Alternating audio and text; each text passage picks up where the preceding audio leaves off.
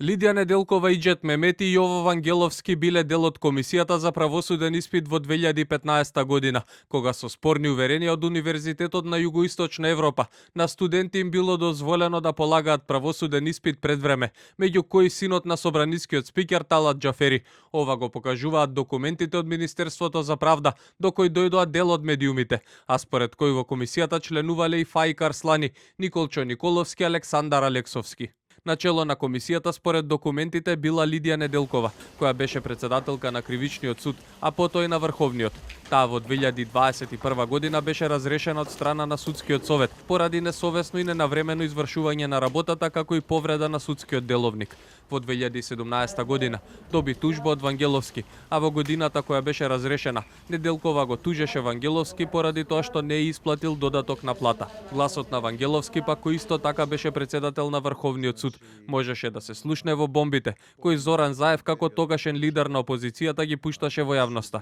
Неговиот глас се слушаше како комуницира со министри. Освен тужбата од Неделкова, Вангеловски се соочи со уште едно судење за злоупотреба на службената положба и овластување, зашто доби условна казна доколку во следните 4 години не го повтори делото.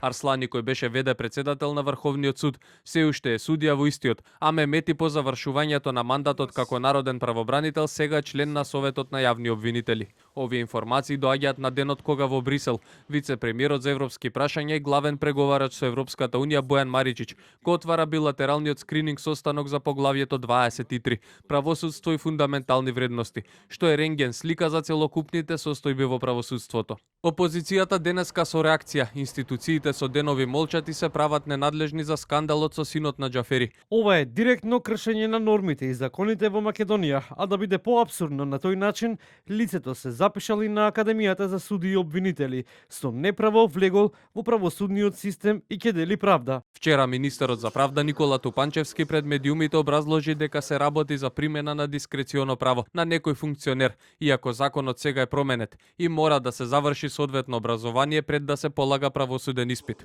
Антикорупционерите пак контра Тупанчевски. Дискреционо право не постои во законот, а во претходниот закон било наведено и дека следува казна ако некој полага пред време. Председателката на антикорупцијската комисија Билјана Ивановска беше прилично остра. Дискреционо право е основен извор на корупција.